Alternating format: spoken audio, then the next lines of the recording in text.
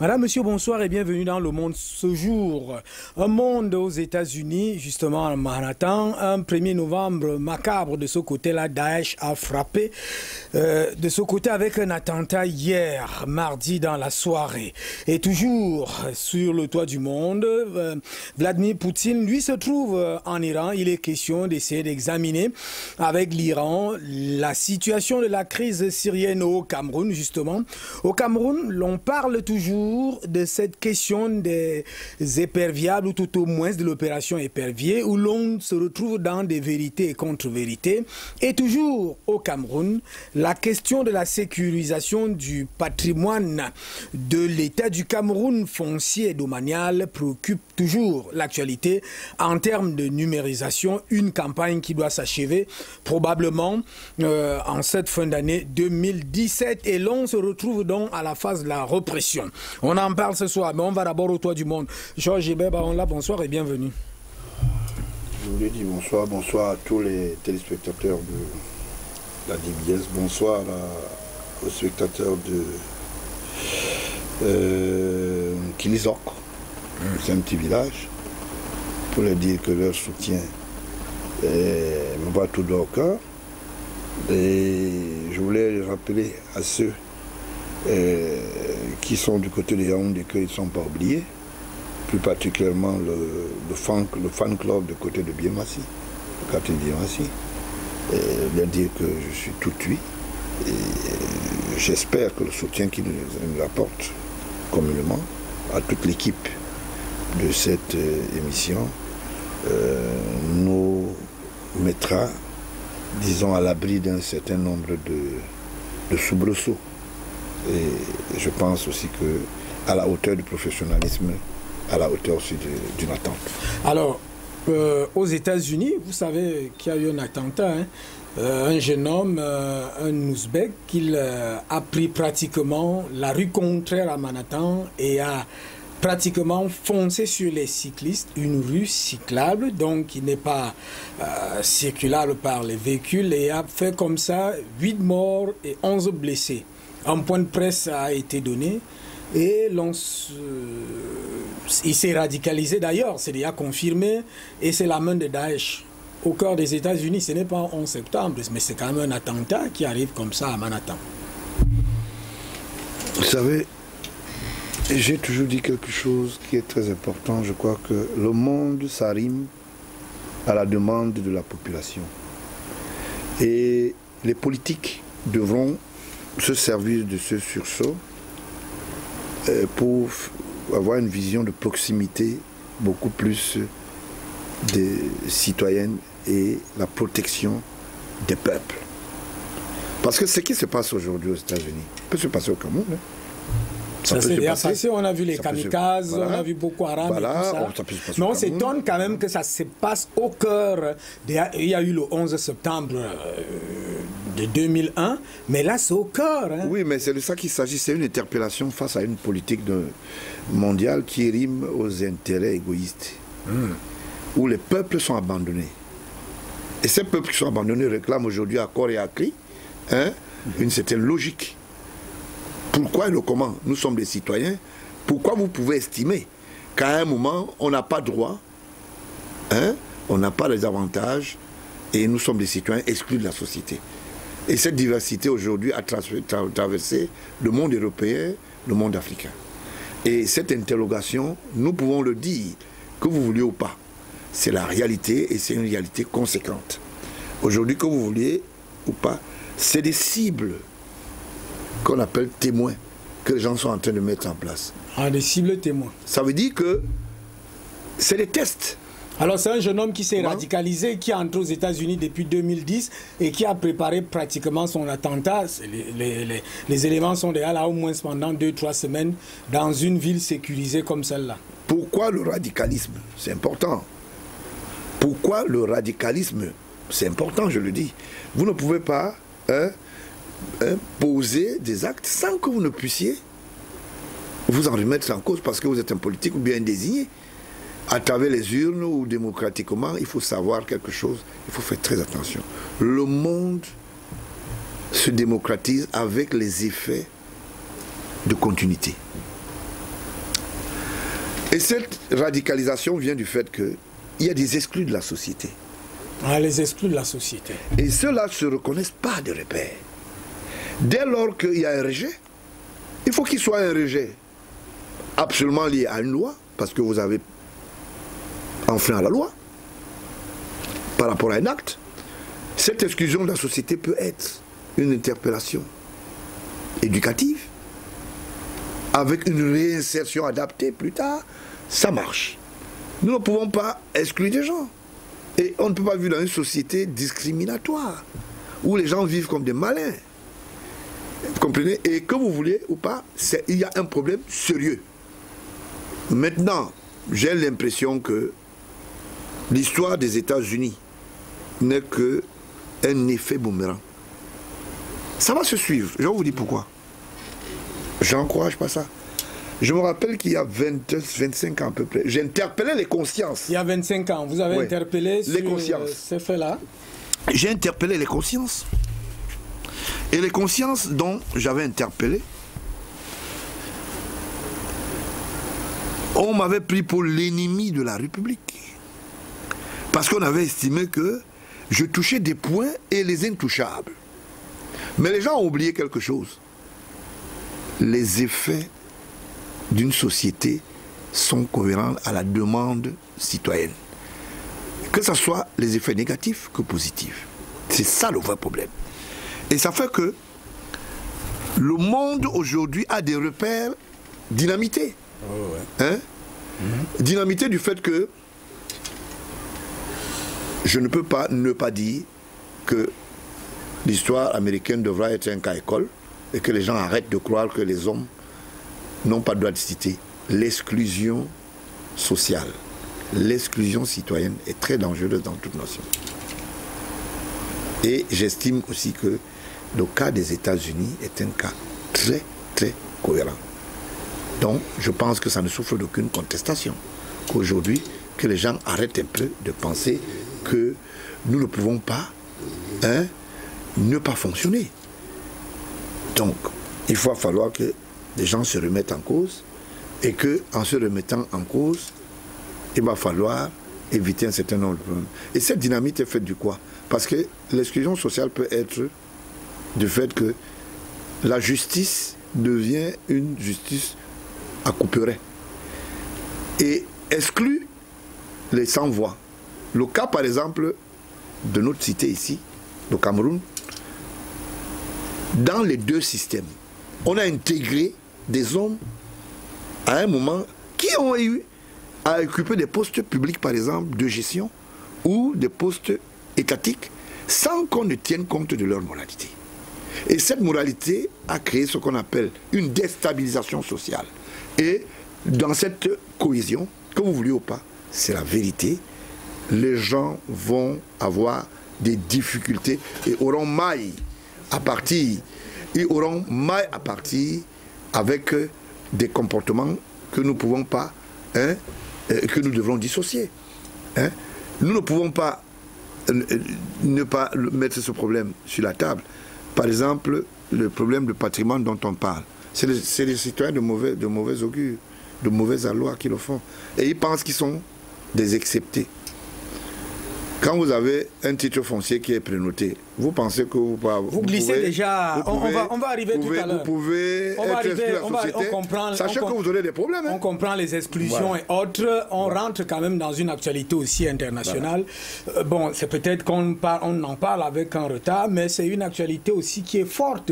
Vladimir Poutine se retrouve pratiquement en Iran. Il est question d'examiner avec le président iranien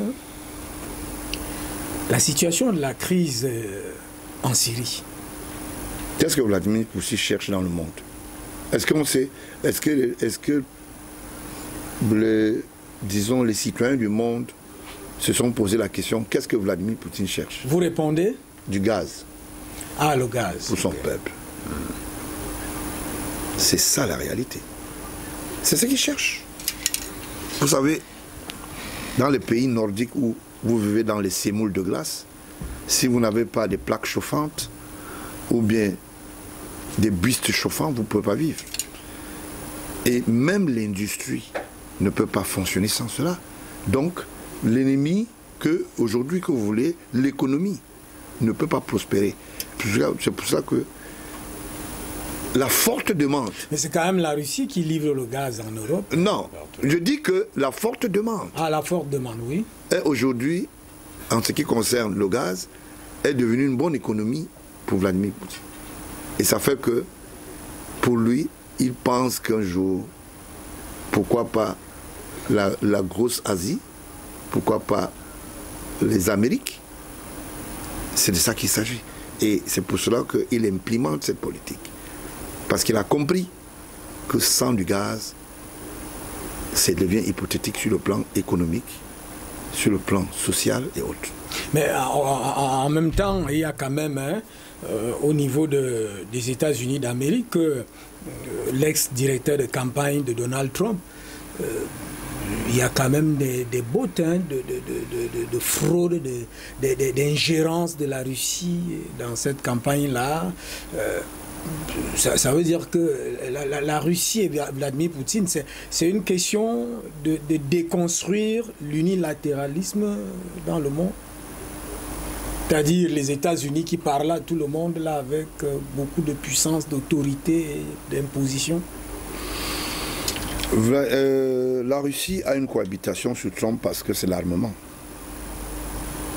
En réalité, Trump était un très grand armurier.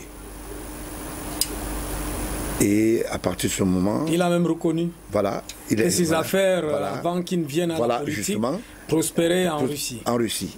Et justement, il y a une très bonne cohabitation en ce qui concerne la production, en ce qui concerne...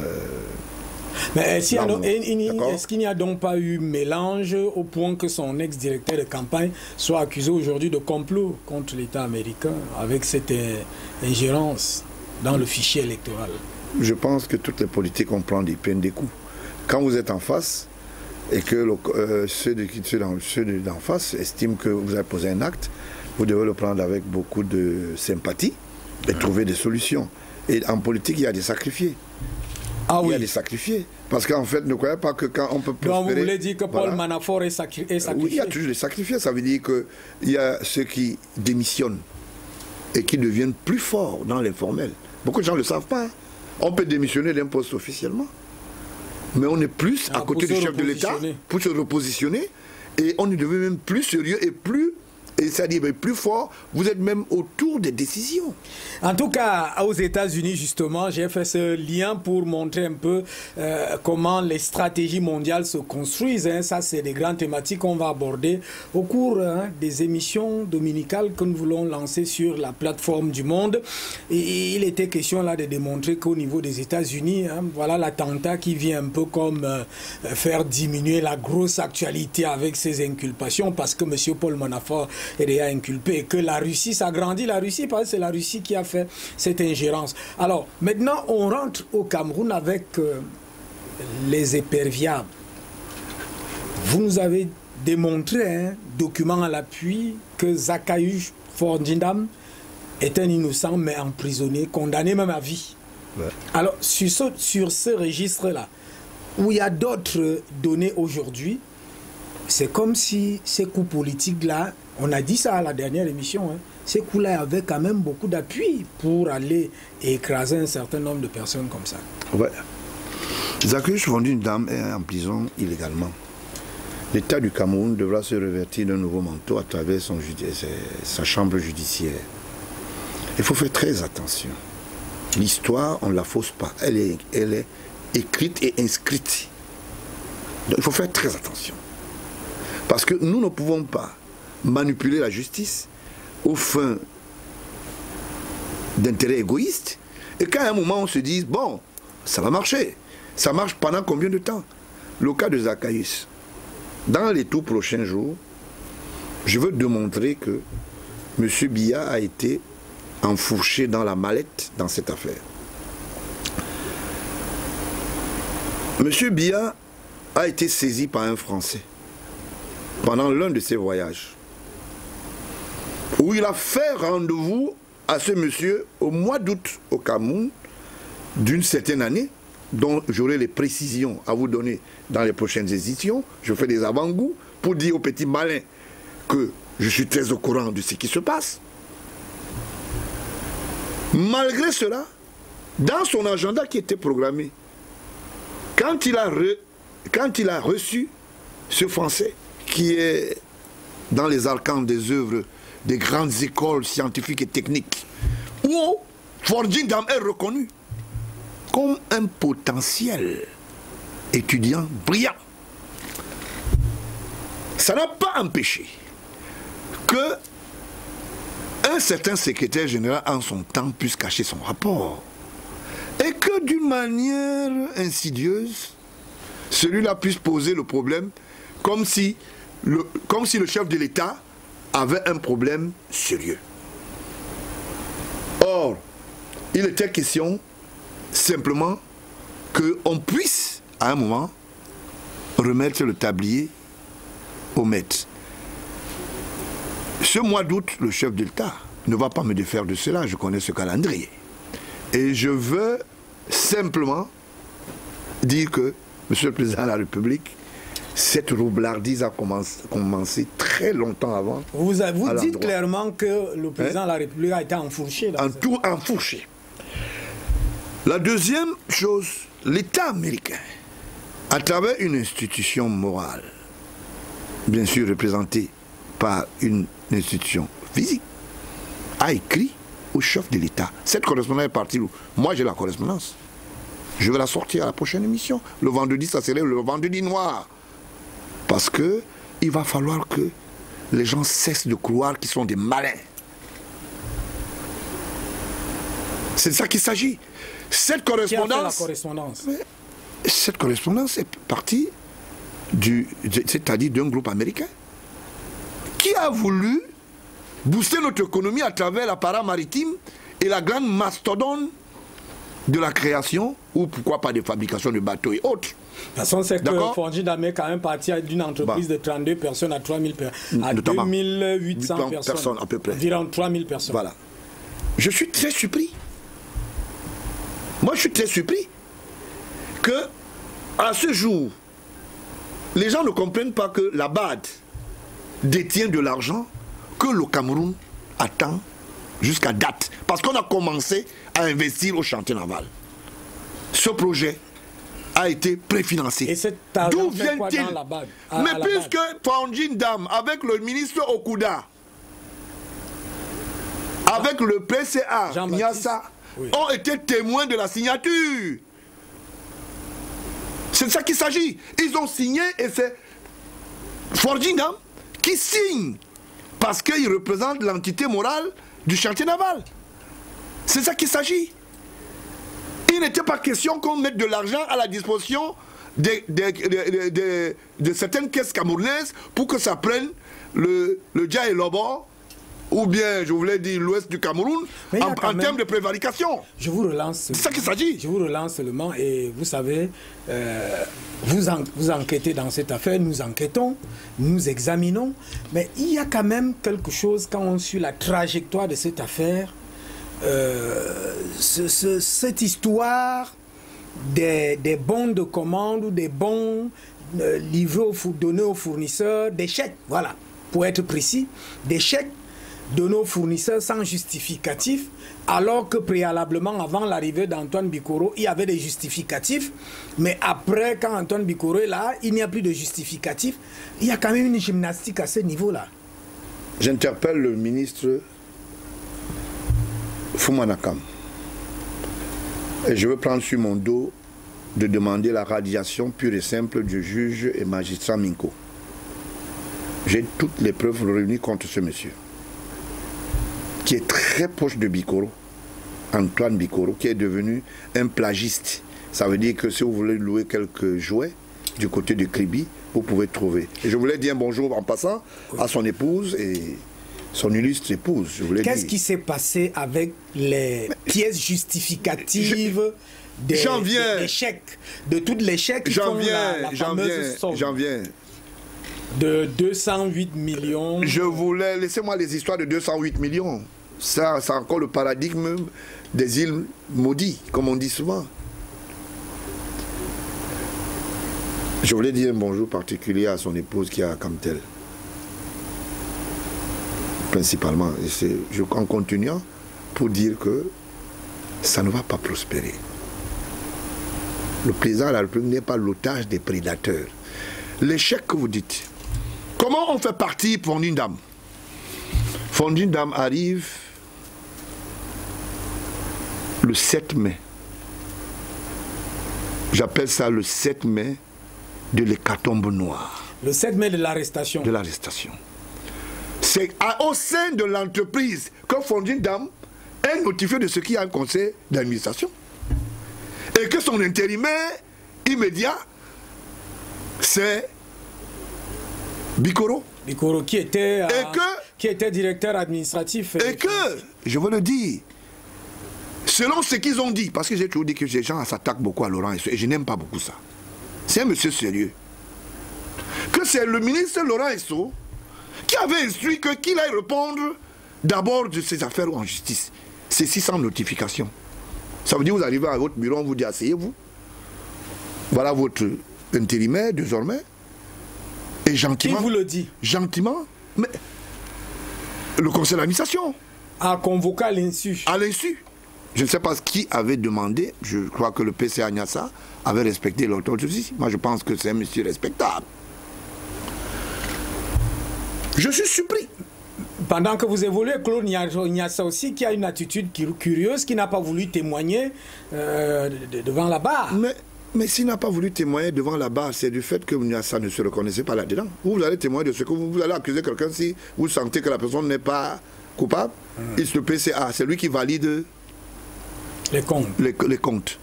Il ne s'est jamais plaint. Un individu vient à l'extérieur, il s'appelle Corde ou bien c'est n'importe qui, on dit, on se plaint, il y a les allégations, il y a une vision, on pense que ce sont les allégations qui amènent ce monsieur en prison. Quand il part de là, il est déposé le même jour à la prison de Nobel. Arrestation spectaculaire. Il va faire un an. Il va faire un an. Les pièces comptables vont le retrouver par la magnanimité. Ça, il faut le dire. De certains collaborateurs dont on ne veut pas donner les noms, qui sont des Camerounais sérieux et qui sont au chantier naval et qui pensent que l'injustice s'est fait ressentir. On dit non. C'est quand même notre directeur général. Comme il est pris là, nous, on peut nous prendre ici demain. Hein. Nous allons l'aider au moins à avoir le compostage d'une comptabilité. Oui. C'est comme ça que ça se passe. En passant, il n'a pas encore eu son dernier chèque de 20 millions de salaire. Même quand vous êtes en prison, vous avez droit au salaire. Et je demande, avant que le chef d'État ne puisse se pencher sur ça, qu'on lui remette son chèque de 20 millions. Et je connais la bonne moralité du directeur général, ainsi que celle du PCA. Celui qui a bloqué le chèque là-bas, qu'il remette le chèque de Fondine Dame. Il a des droits. Les 20 millions vont sortir. Et là où je vous parle, le chef d'État est au courant. C'est de ça qu'il s'agit. Je connais la bonne moralité de Nyassa. PCA, je connais la bonne moralité de... Et je dis à Antoine Bikoro de cesser à continuer à tirer les ficelles. Vous n'êtes plus là-bas. Occupez-vous de vos défaillances ailleurs, M. Bikoro. Et à Minko, en tant que président du Parti républicain, nous allons nous constituer. Ce monsieur doit nous dire. Qui? Ce Minko-là qui est magistrat. Nous, on va se constituer. Parce que c'est inadmissible. Que quelqu'un dise... je fais fi de la loi, je fais fi des textes, je préfère les allégations. Paul Biya n'est pas premier magistrat. S'il est magistrat, c'est pour son affaire. S'il a félicité Zacchaeus Fondine Dame 5 fois, c'est parce qu'il voulait. Nous, on n'en veut pas de cette tête. Et moi, j'ai décidé. Moi, Minko, j'ai décidé. Attends, il y a un problème. L'un des péchés aussi de Zacchaeus Fondine Dame, c'est d'avoir été félicité plus de 5 fois. Notamment, c'est parce qu'il a été félicité par le chef de l'État à travers son engouement professionnel que les gens ont estimé qu'il devait remplacer Chief Enoni.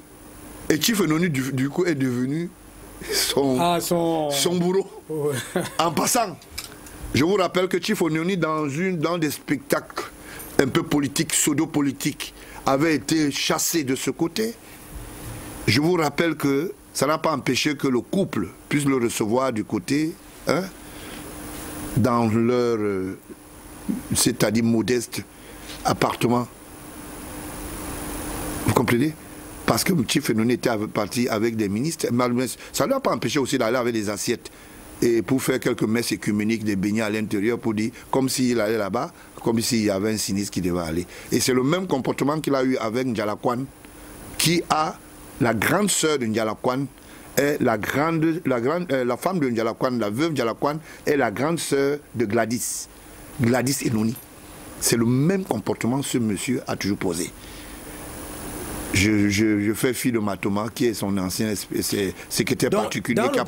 Dans l'opération Épingle, il y a des vérités, des contre-vérités et des innocences qui sont constatées après que les jugements ont déjà été rendus. Et lorsque vous convoquez donc le chef de l'État, on peut aller vers où? Il y a le cas Zakaj Fournidam, il y a beaucoup d'autres cas. Et Kandé. Ah, vous avez parlé des Kandé. Voilà. Et Kandé. Il y a des choses souvent qui m'étonnent. Ça dit quelqu'un, voilà la lettre que Ekande écrit au ministre des Finances.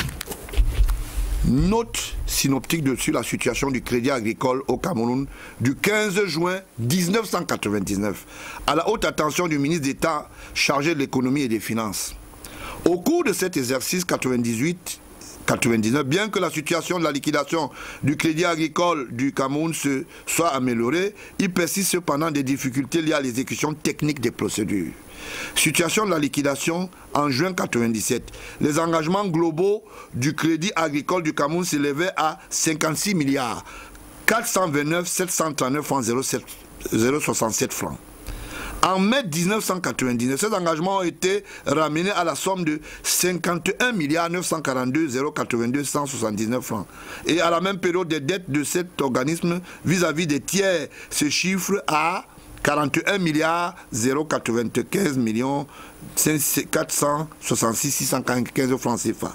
Compte tenu des efforts consentis dans le domaine du recouvrement, il a été autorisé la mise en paiement de la première tranche d'indemnisation de nos épargnants. Ce paiement sera effectué dans les prochains jours.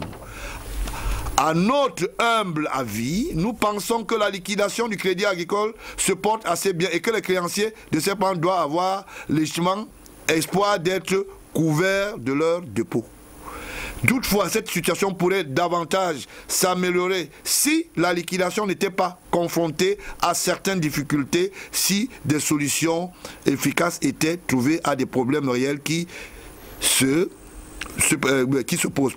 Les problèmes rencontrés, la liquidation du crédit agricole du Cameroun rencontre des difficultés globalement de deux ordres.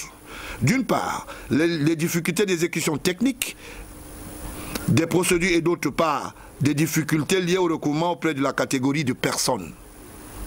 En effet, nous vous dressons ci-dessus une liste exhaustive de gros débiteurs du crédit agricole du Cameroun qui affichent à notre égard une arrogance, une insolence, une agressivité, voire un mépris total à notre endroit. C'est le liquidateur qui écrit. Quand il ne procède pas par tous les moyens à intimider les magistrats, les avocats, en tout cas, tout auxiliaire de justice que nous pouvons saisir pour nous assister soit à réaliser nos garanties, soit à engager les actions judiciaires afin d'amener les tribunaux à prendre une décision les condamnant. Il s'agit de Groupe Andé, Groupe Eyebe, Groupe Andé, Groupe Eyebe, député, celui qui est en fuite, Groupe Kadji de Fotso, celui qui aime les petites filles avec quelques rondeurs, Groupe Ndowe Folbert, Groupe Madame Banderose, Groupe Ngo Désiré, les prisonniers de luxe. Pendant qu'il était en prison pour d'autres affaires de la CNPS, il s'est permis d'avoir un peu de crédit du côté de la comment un prisonnier peut avoir de crédit? Oui, notamment, on appelle ça le challenge des grands. On est en prison, on mange, on se gave de caviar et on peut quand même faire ses petites affaires. C'est de ça qu'il s'agit. Groupe Nkodo, Groupe Nyangan, Mendim, je suis l'un de citer tout ça. La détaxation de la liquidation bancaire, l'un des graves problèmes qui s'oppose à notre liquidation, qui doit être étudié dans sa dimension globale, est celui de la TVA qui frappe nos charges d'exploitation. En effet, la liquidation bancaire consiste à réaliser l'actif existant d'une banque mise en cessation de paiement. Nous pensons que la liquidation dont nous avons la charge doit bénéficier d'une exonération de la TVA. Car l'assiette de cette taxe est illégale, étant entendu que tout paiement de taxe vient en diminution des dépôts des épargnants à due concurrence. Le privilège du Trésor, dans le même sens que notre demande d'exonération de la TVA, nous pensons que les liquidations et les faillites bancaires doivent d'office bénéficier d'un privilège du Trésor. C'est alors le réalisme qui nous pousse à cette demande. En effet, les procédures judiciaires sont longues, les voies de recours multiples. Pensons que pour arriver à une solution rapide, même de compromis, il serait conseillé de concéder un privilège du Trésor aux banques en faillite afin que celles-ci puissent amener leurs débiteurs à mettre rapidement en place soit un moratoire de remboursement, soit un paiement immédiat, moyennant un abandon substantiel des créances. En ce qui concerne les débiteurs indélicats, il a noté que les représentants du peuple sont parmi les plus gros débiteurs. Je ne voulais pas que je parle. Je voulais qu'on filme. Parce qu'il faut filmer au moins. Parce qu'il ne faut pas dire il lit des choses. Peut-être c'est des choses. Voilà, c'est signé Kandé. Il va falloir que nous puissions mettre fin à cette roublardise. Voilà, quelqu'un qui vous dit, il fait un rapport, il donne les noms des gros débiteurs, il vous dit qu'il est influencé. Il est influencé par l'État, par l'État des hommes malhonnêtes, entre guillemets, et qui font dans la prévarication, dans ce qu'on appelle les ambitions illimitées de ce qu'on appelle l'insolence, je voulais dire, disons que stéréotypé de quelques trafics d'influence. Voilà notre pays. Ce monsieur est en prison, ça fait 10 ans. Il n'a jamais été appelé, même pour consultation. Si oui, depuis que je parle de ce dossier. Monsieur le ministre de la Justice, Laurent Esso, je veux bien que nous soyons dans un pays sérieux, donc on s'en bat à Yaoundé, de Yaoundé dans d'autres cas, je vous crois. Et qu'on cesse de dire que Laurent Esso, c'est lui qui a demandé que Fondjindam aille en prison. Et que c'est lui qui était allé voir Paul Biya. Je ne suis pas sûr. Parce que je me suis approché du président de la République pour savoir de quoi il s'agit. Il n'a pas bonne souvenance qu'il a dit à un ministre de la Justice d'aller condamner malhonnêtement Fondjindam. Alors ceux qui en ont la paille comme Ali, je voulais dire un bonjour à Mokete, qui est un paillasson très grave dans l'histoire de l'arrestation de Fondjindam. J'en prends ça sur mon dos. Il est PCA du conseil d'administration. Et à Ben, peut-être on va le nommer un jour au chantier naval, mais pas pour le moment. Je ne dis pas à Forgue que c'est son prochain remplaçant. Ben, mais il a des consonances quand même dialectiques et ethniques, non, je voulais dire biographiques plutôt, qui ressemble à l'histoire d'un enfant. Oui, qui ressemble à une histoire d'un enfant qui a pour père Mokete. Bon, on ne va pas parler quand même de ça. Donc, voilà, Ekandé pose le problème. Et aujourd'hui, Ekandé est là, parce qu'on lui a... La banque est morte. Non, la banque est morte. Comme si ça ne suffisait pas. Il y a eu des remboursements. Mais vous allez même comprendre même plus loin. Je vais vous expliquer quelque chose. Pendant les élections, certaines élections, il y a les Sangyong. André Tungi, à l'époque, est ministre en charge, vice-premier ministre en charge du ministère du Minat, je vous l'ai dit. Et il commande les Sangyong. Alors il prend sur son dos de demander les détaxes au ministre des Finances à l'époque. C'est ici, à Youpé, au niveau du port, qu'on crée ce qu'on appelle une détaxe particulière à ce jeune. C'est un jeune qui a eu mal à partir du côté du Nigeria. Il est arrivé ici. Je voulais dire bonjour à son ancien chef de service commercial, Poulibé. Il fait dans le théâtre, non? C'est un grand homme du théâtre maintenant. Je n'ai pas dit qu'il a pris quelque chose. Hein? Il a travaillé seulement dans Sangyong. Oui. Je n'ai rien dit d'autre. Que ça ne mette pas mal les artistes. Poulibé, c'est quelqu'un que je connais personnellement. Et il travaille très bien là-bas. Ça a permis que André Tchungi spolie à travers une vente fictive. C'est-à-dire, il a acheté à travers les comptes du crédit foncier les voitures 100 millions qui n'ont pas servi à eux, c'est-à-dire à ce pseudo, je voulais dire, à cette campagne que j'appelle la mascarade. Et d'autres gens ont bénéficié de cela, d'autres, même les petites nièces. Ah non, je ne voulais pas dire les petites nièces, les amis d'une certaine famille, quelques petits menteurs. C'était l'argent du Crédit Agricole. Quelques petits menteurs qui disent qu'ils sont de la famille présidentielle.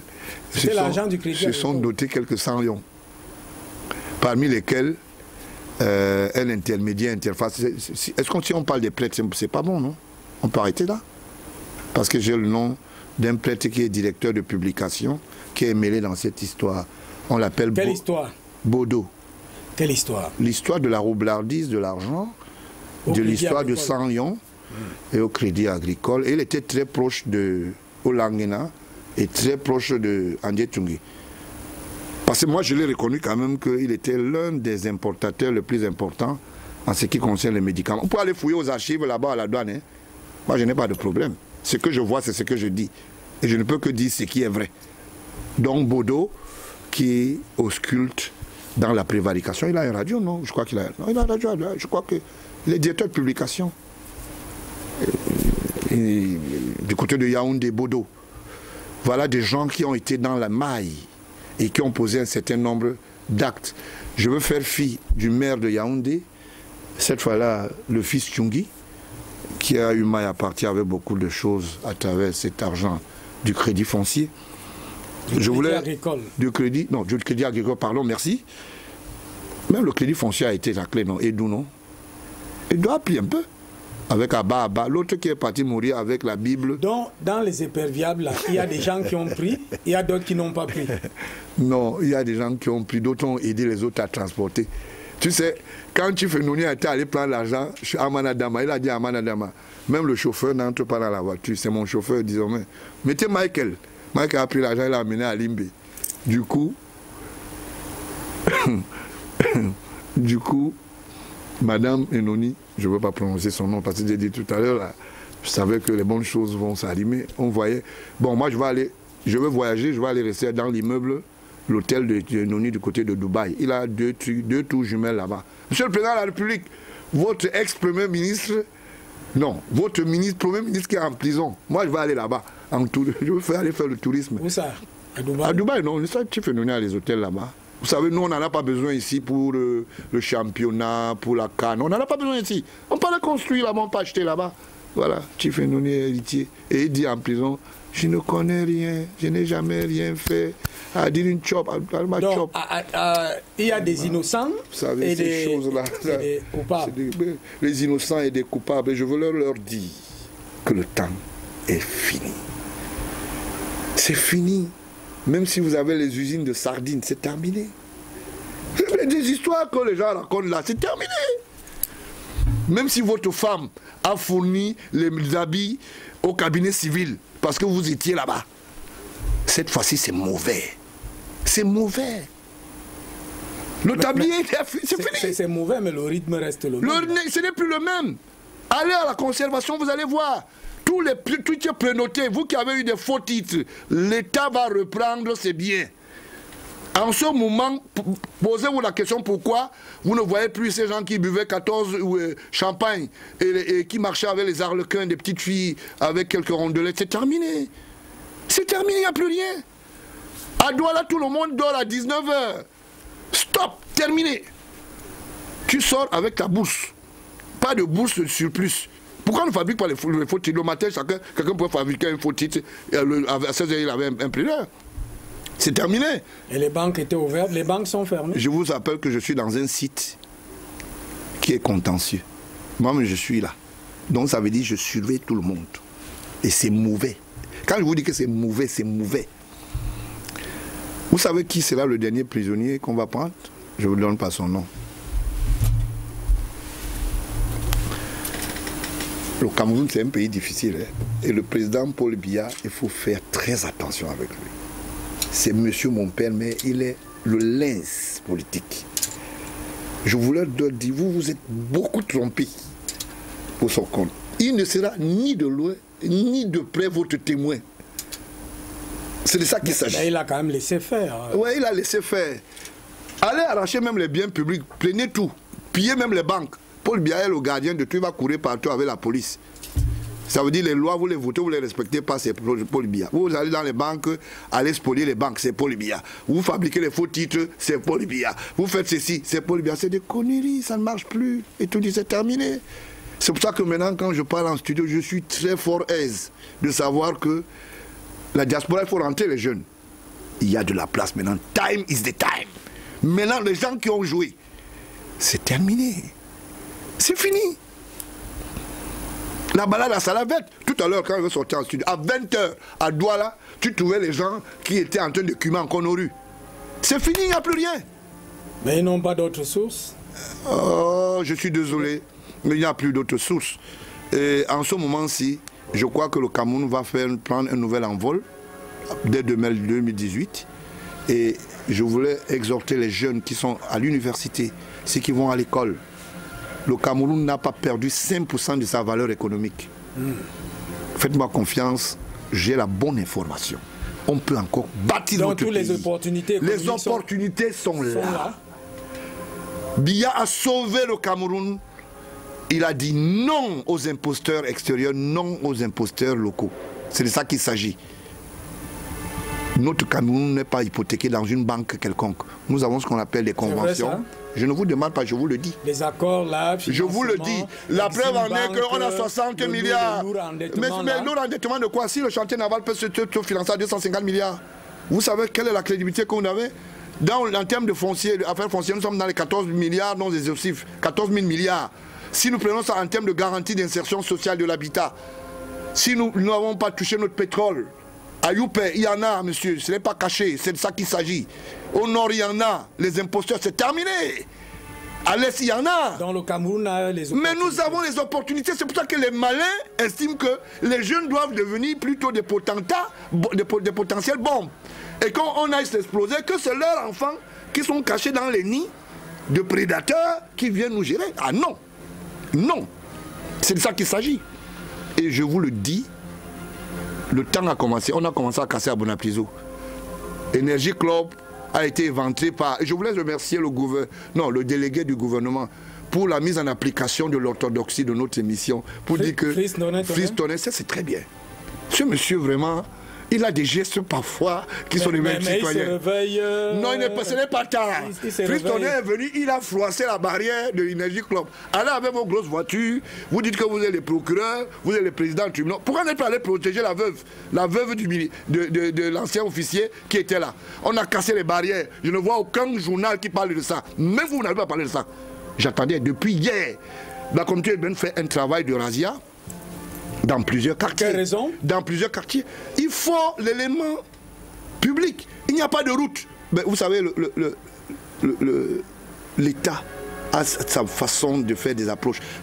Je voulais vous dire, si on casse votre barrière et que vous voyez déjà que l'engin passe, prenez vos choses, vos bilocos, vous partez. Mais ce n'est que la barrière. Ceux qui ont les titres fonciers qui sont portés disparus dans les banques, ils sont les futurs locataires de la prison du Nouvelle. C'est de ça qu'il s'agit. Les titres fonciers disparus? Disparus dans les banques. Je voulais dire à M. Nafak, qui est directeur général à la CCI, que j'ai tous les copies de ces titres qui sont du côté de Kribi. Je ne vous fais pas le chantage, je n'ai même pas besoin de vous. Hein. Je veux venir toujours parler ici. Ce n'est pas bon. Hein. Et tout ça, on met ça sur le dos du promoteur. Kémonier, l'ancien vendeur de billets d'avion à la rue. On va vers la fin. Je vais arrêter. Hein. On va vers la fin de cette édition. Voilà, ça veut donc dire qu'en réalité, il y a de l'espoir, c'est ça? Il y a de l'espoir que les jeunes comptent. Le Cameroun est encore neuf. On n'a pas perdu 5%. On est à 4% de spoliation. Donc tout est encore neuf. Les gens qui ont détenu nos terrains, les gens qui ont fabriqué des faux titres fonciers, les gens qui ont attaqué le patrimoine public. Il y a une redéfinition économique. Donc, ceux qui vont en vacances et en congé définitif n'ont qu'à partir, et beaucoup de bonnes retraites pour eux, laisser les jeunes penser pour leur pays. Merci, Georges Gilbert Baon. Là, ça c'est une très bonne marque d'espoir qui, hein, c'est vrai que ça ne va pas. Vous-même, vous voyez le social. Je le vois. Pas d'emploi, Ouais, c'est informel, c'est la débrouillardise. Ouais. Et si vous parlez de 14 000 milliards pour lancer l'économie, ce sera une très forte bataille, cher monsieur. Non, aucune bataille. C'est juste le replacement. Après avoir recouvert le patrimoine étatique foncier, nous allons le domicilier à l'endroit du premier Camerounais.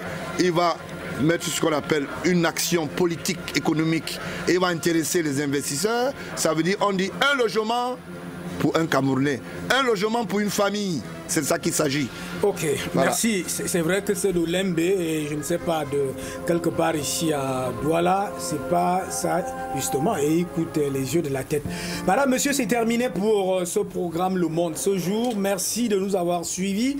On se donne rendez-vous pour d'autres émissions Le Monde ce jour. À 19h, c'est le journal en Fulfulde à 19h15. Le journal en Pidgin à 19h30, fermeture de kiosque, 20h le journal.